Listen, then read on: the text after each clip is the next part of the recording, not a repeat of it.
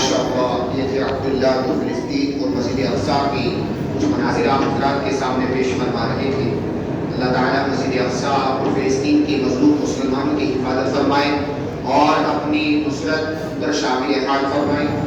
اب میں دعوت دوں گا مہمان خصوصی کے طور پر حضرت مولانا عالم صاحب دامت برکاتہ امام و خطیب مسجد فاطمہ الزہرا تشریف لائیں اور ہم سب